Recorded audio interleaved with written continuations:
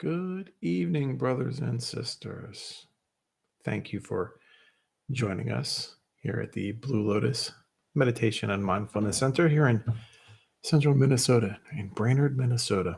We are located about 2 hours north of Minneapolis. So if you're in the area, you're always welcome to come by and pay us a visit, stay for the day, stay for an hour, stay for 2 days, whatever you like, whatever works best. You're always welcome to come stay with us. I'm Vladimir, and I am the founder. Maybe I've already said that, but I'm still Vladimir. Today is August 7th, 2023. It's a little after 6 p.m. in the Central Time Zone. If you are certainly watching this on a replay or in a different location, the date may even change, right? How wonderful is that?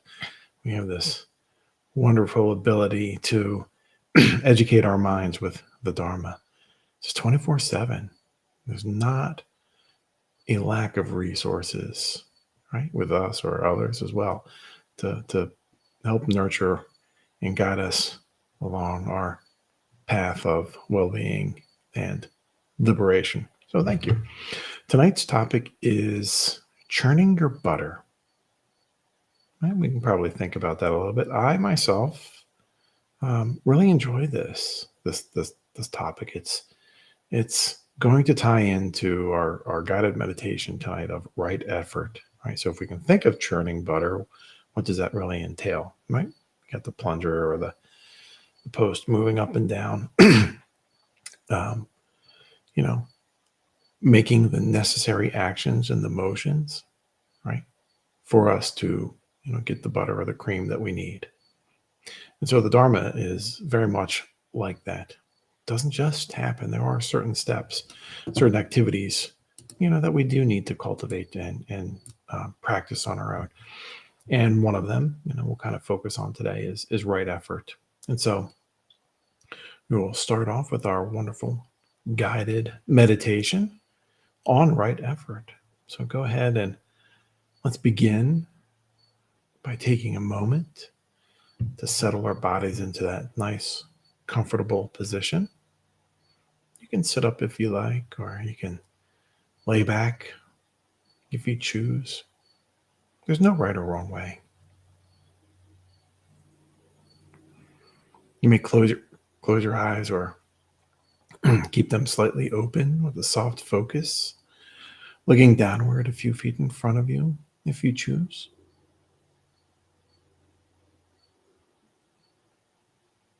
Breathe in.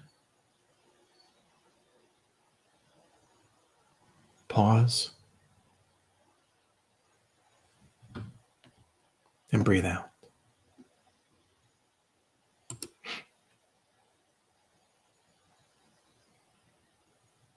You're invited at this time to allow that half smile to rest on your face as well.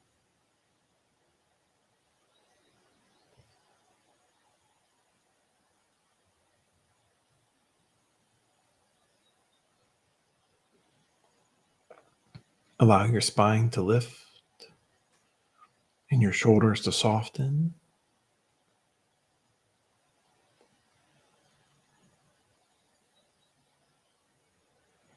And soften your belly as you continue settling in.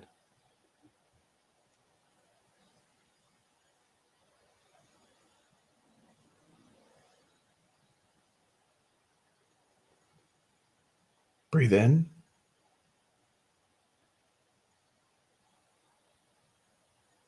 Pause. And breathe out.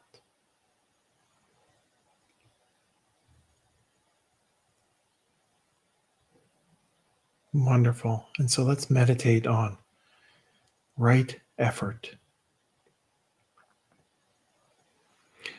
Right effort is making an effort to arouse the energy of the mind and focusing it on cleansing the mind itself of its impurities through self-discipline, so that I may be liberated to work on a super mundane level.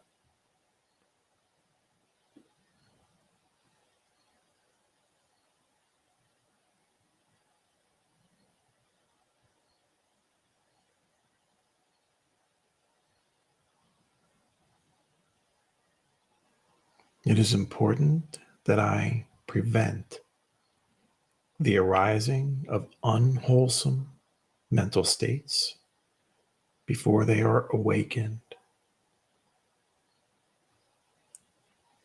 which is to say, I work towards stemming the arising of the 5 hindrances of sensual desire: ill will, dullness, restlessness, and doubt before they arise, so that they are not awakened.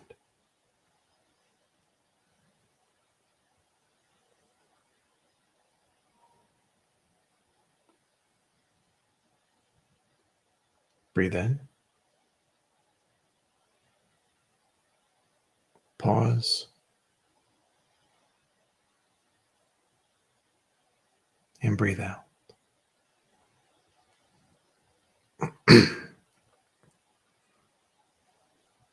Sensual desire means lust for pleasurable states, sights, sounds, smells, tastes, touches, or for wealth, power,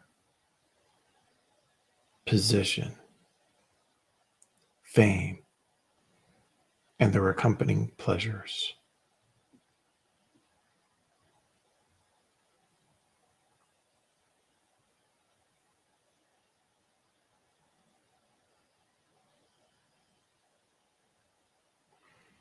Ill will, meaning hatred or anger,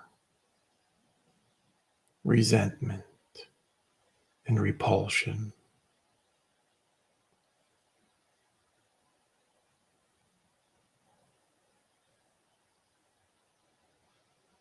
And restlessness or worry, meaning states of agitation,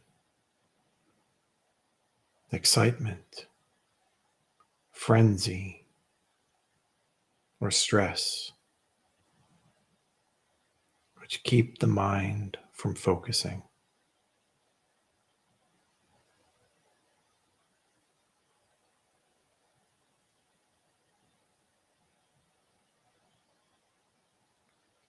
Dullness, meaning mental inertia and accompanying drowsiness or mental sinking into heaviness of the mind.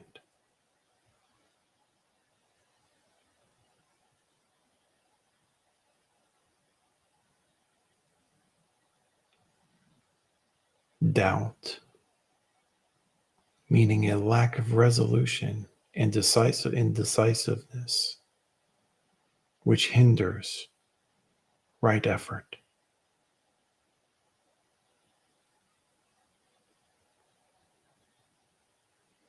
It is through right effort that I am able to walk the path of calmness and empathy towards myself and others.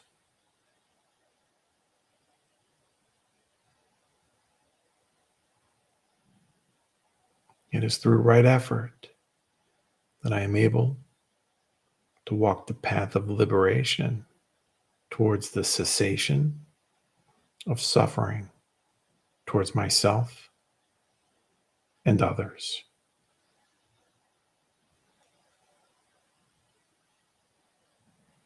Go ahead and begin to open your eyes slowly and to reorientate yourself before you move around if you need to. Right effort is very important in achieving the liberation that we seek. If we are dull in the mind, we're not going to have the motivation.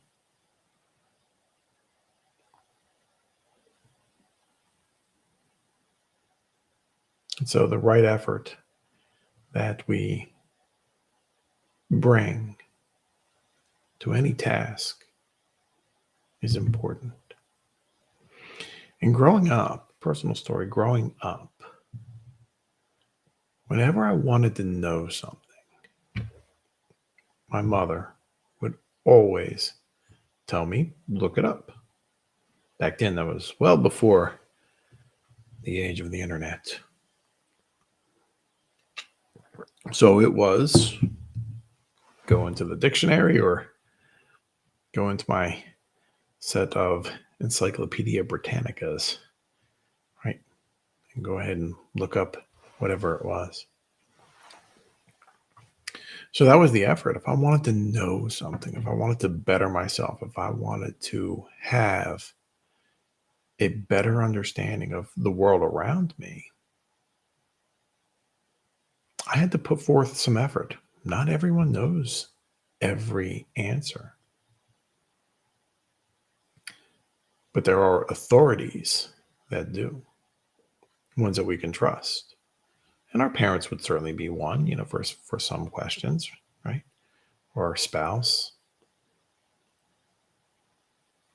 But on maybe more complex or different arenas, maybe it was your set of encyclopedias. For our particular path, for liberation, for the cessation of suffering, it's the Dharma. That's where we would turn to. So we need to expend the right effort, right? Our minds are sharp, right? So to get to the churning of your butter, where does that come from? So it's from a guide to the Bodhisattva way of life, right? By Shantideva, right? It is a great sun dispelling the darkness of the world's ignorance. It is the fresh butter formed when churning the milk of Dharma. So we can think about that. We can think about that momentarily, right? The great sun dispelling the darkness. That is the Dharma, right? That is the Dharma, bringing that light, that understanding of compassion and empathy, and clarity of thought, and kind action towards others. So when we know we make butter, right? Even if we maybe have never made butter, we still kind of know the process, right? The churning. That's what we get. We get that creamy, delicious butter from that cow or goat, perhaps. Well, so what does it mean? So it means really, in order to get that delicious, creamy butter, right, that we are wanting, we need to be an active participant in our own learning, right, or in our own betterment. We need to collect the milk early in the morning if we're making butter. Bring it back to the barn, or I guess maybe the cow's already in the barn, right? But we still need to get up early, right? And wherever that churn is, and to begin that process of churning that milk into butter. The butter does not just magically appear from the cow, nor does it just magically appear in the grocery store. Somebody had to do something someplace. But for us, right, when we read the Dharma, when we practice the Dharma, we are churning our butter. We are achieving or working towards that state of liberation, true liberation. And when we look at that one previous sentence or quote from A Guide to the Bodhisattva Way of Life, right? The great sun dispelling the darkness of the world's ignorance. There are several Buddhist texts that describe our current age that we are in now as the Dharma ending age. And this was something that kind of talked about a few talks ago. And so you are welcome to go back in the history and see a little bit more about it. But this age isn't an apocalyptical, right, time or the end world or end time. That's not what we are about, right? But it's simply meaning that there are more diluted forms of the Dharma being taught, resulting in less beings being able to attain enlightenment. And that's what it means. So the next Buddha arises. Again, so I've expanded on this in a previous talk, about the ages of Buddhism. And you're certainly warmly invited to go back and watch. I'll try to put that link in here. I'll try to figure out how to put that card in here so you can go into it, put chapters. We've been taught, though,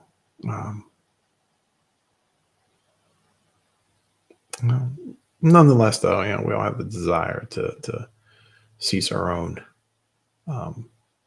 suffering, and that is certainly possible in each and every moment. But that takes effort, right? Right? Even if it's in a Dharma ending age, that knowledge is still there. We just have to go back to the beginning a little bit. And go back and explore a little bit more and not just take what we see at the surface, but we can delve into it a little bit more, understand and strengthen our understanding of what the Buddha taught. And we have been taught for many, many times over, just because, we often put forth an effort, we're deserving of a reward. We think about that, right? Sometimes we think about that. I worked really hard for something. I should get that reward, even when it comes time to churning our butter.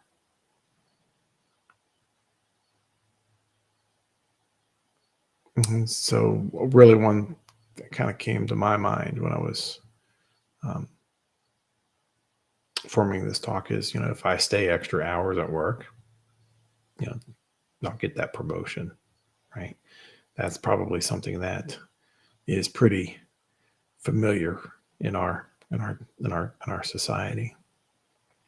But did that promotion come through for you, or did someone else get it? Great if it did, right, for you. But think about the cost. Think about that cost of working those extra hours for that promotion. Did it result in less family time?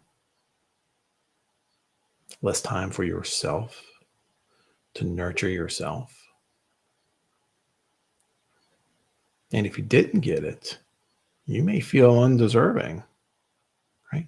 While still having spent less time with your family. So think about that. You put forth all of that extra effort, and it wasn't something that came to you.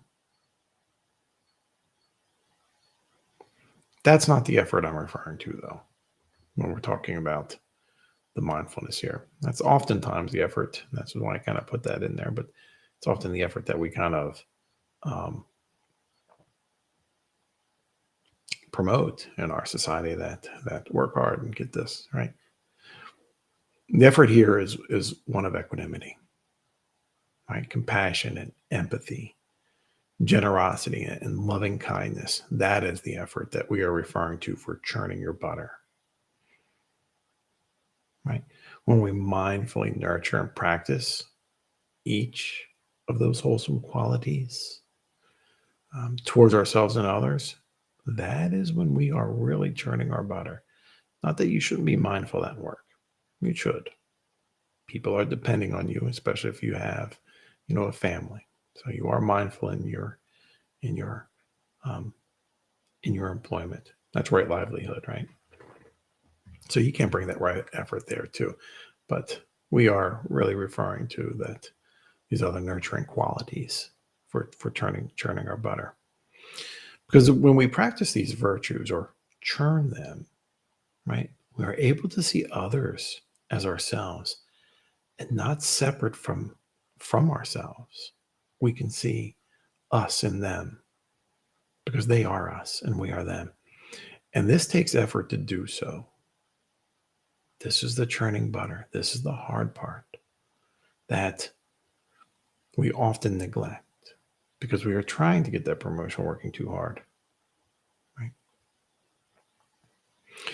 And so we are often just totally enveloped in our own suffering. So we're just unable to see the suffering of others. And if it is those extra hours that you're working, it's your family that may be suffering as well as you.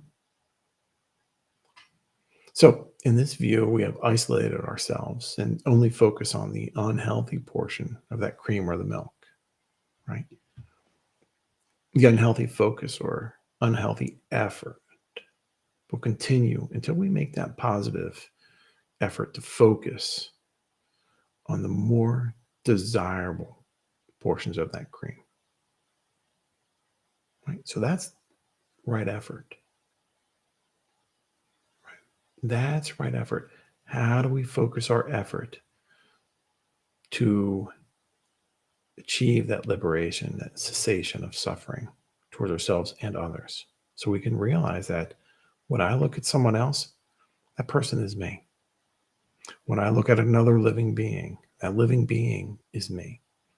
Same capabilities of compassion and empathy. So how do we do this? How do we churn our butter? Meditations on equanimity are very, very strong and nurturing in that aspect. It allows us, empathy allows us to feel, to at least imagine what it feels like. I'm sorry, that's compassion. But equanimity is that the balance, that calmness, right, that we feel. Compassion is allowing us to understand what someone else is going through, even if we haven't completely gone in those same circumstances. And empathy, again, understanding someone else's feelings, very important. Because when we understand compassion and empathy, what are we able to do?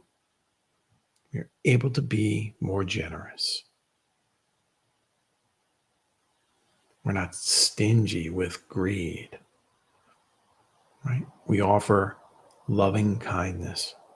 So meditations on equanimity and compassion and empathy, generosity and loving kindness. These are all wonderful steps that we can do, we can act upon to churn our own butter. Something else I've kind of mentioned, many talks before, turn off your TV or your electronic device more often.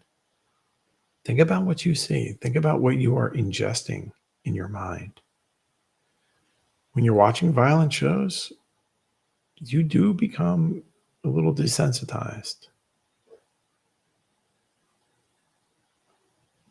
This is a large, that's a large distraction and source of dissatisfaction. Just what we find on the television. So we can limit that. I didn't say turn it off completely, right? It is important to maybe know what's going on in your neighborhood, right? But a lot of it is just a source of distraction because sometimes we don't like the quiet in our homes. So we just turn on the TV or get on the computer, get on your tablet and doom scroll. So turn it off. A really good practice to develop that compassion and empathy and generosity towards others is being in service to those who are less fortunate than we are or than you. You may feel you have nothing to offer, but there are others who have less than you. And when we are able to be in service to others, that sparks a joy within us. It nurtures our own well-being. We are giving something precious to another living being who is in need. And most often that's just simply time. Time is a valuable resource that we all have. So remember when we talked about being stingy, greedy in the beginning a little bit? This is where being generous comes in. I'm generous with my time to someone who needs it. Right? So that's an important component to churning our butter, helping others.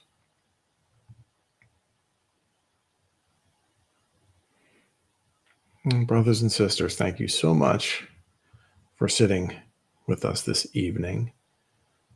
I am very delighted to always read your comments and kind posts, whether it's here in comments here or on our YouTube channel, or whether it's emails or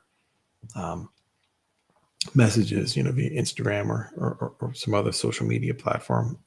It is really delightful to see the efforts that you all are undertaking to be of service, to help your own liberation and cessation of suffering. So our next Dharma talk will be on the 21st, August 21st, and that is drop the drama and pick up the Dharma. That's a tongue twister. Right? Drop the drama, right? And pick up the Dharma. So our mindfulness and meditation retreat, that's usually at the end of the month. We will have to postpone that until October, believe it or not. But we will have our regular one in September. So the end of September on the 24th. And then whatever that first Sunday in October is this year, we'll have that. So you're also welcome to join us for our weekly Sanghas, our healing Sangha, our veteran Sangha, new beginning Sangha, rainbow and welcoming Sangha, and our teen Sangha. All of these resources are here for your nurturing and development. Remember, reading and studying the Dharma is educating your mind on how to be a better mindfulness practitioner. It helps you, ease your suffering and as well helps answer questions on the self as well, on where we are in our own development. So with that, my friends, for another 2 weeks, we will see you on the 21st. I wish you all a wonderful evening of peace and ease and well-being, brothers and sisters. And we will see you in 2 weeks.